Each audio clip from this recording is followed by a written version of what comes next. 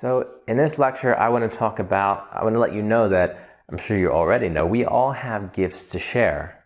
One of my gifts is teaching and exploring this knowledge and these concepts, but we all have gifts to share, and this lecture will apply to those of you who perhaps want to create content or want to do something different with your job or your life. And I want to let you know that there are billions of people out there. We have the internet. There's an audience for everything. Everything you can think of. And if you're excited about doing something, I guarantee there is someone excited out there to receive it. However, you need to offer it first. And I know that can be scary sometimes because it draws attention to yourself and you think, oh, that can draw criticism, that can draw rejection. But I want to let you know that when you put yourself out there, yes, you're attracting attention. There is a light that goes out, but it's like, oh, I see that. Someone else sees it. They know where to go now. However, sometimes we may put out this light partially or not enough, and we may get haters or feel rejected. But really, it's just a reflection to go back inside and saying, how can I present myself with more clarity? How can I present myself more directly, more in alignment, put myself more out there? And I'll give you a quick example. I have a course of how to become a lyric writing machine. So it's basically how I write songs, how I write lyrics. And it was out for a couple years, and the ratings kind of staggered between around 4.0, 4.1, 4.2 out of 5. And because I would get these reviews, saying that maybe the description was misleading or this is not what they thought it was. And I'm like, well, I know it's good material.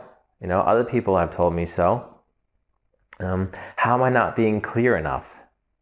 So what I did was I added some new lectures. I revamped the course and the title, and I was afraid that if I did that, then less people would buy it, less people would enroll. But really, I put myself out there even more, and I did even like in some of my videos a little meditation saying, hey, I center myself before I write lyrics because I really do. But I was afraid that people would think, that's too airy-fairy, or it's not going to help me get stuff done. But it really does, and I wanted to express that. So the course, How to Become a Lyric Writing Machine, became your enlightened guide to endless lyric writing. And now, currently in time, it's the highest rated course on the platforms that it's on, around 4.7, 4.8 out of 5, and it's because that it's just so obvious what it is that the people who need that, who resonate with that, saying, oh, this is what I need. I see it from the start. And the people that don't, they're like, okay, this isn't for me. And that's okay. But really, it was just a fear of being rejected. And that caused my content to not be as much as it could be. However, the paradox is when it was sort of partially what it could be, I faced that rejection because the rejection was in me holding back.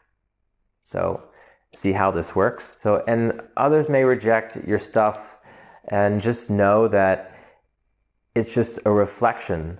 Either it's because, like I just said before, you need to put yourself more in there, make it more clear.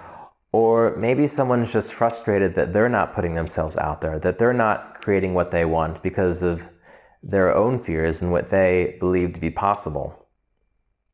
But even so, the more that you put yourself out there, the more you express yourself, the more of those positive reflections of self-love you'll get, and you'll eventually will rarely come across those people, will rarely get that feedback. People gravitate towards what they need. There's no need to, one reason they might reject it is because they feel forced, like these are my only options. But that's what fear does. It makes us feel limited. When really we just need to take a breath and then we can perceive other things, more options, look at things more closely. But just know, if someone rejects what you are doing, then they're not your audience anyway. So it's okay. It's not for them. And this is also a good point to make if you're selling something, to not be so salesy, but people want to buy into what's authentic, what comes across as genuine. You're just doing it not to create content, not to just make sales, but you're doing it because you love to do it, because you have something to express and share, and you'll see that you'll get reflections of that self-love, and people will buy your stuff, and it will support you in that way. And that's what's great, because when you're supported, you can create more stuff that you love, and that's how you live an exciting life, when you don't buy into those beliefs that you can't do it, or the reasons that you're too afraid to do it.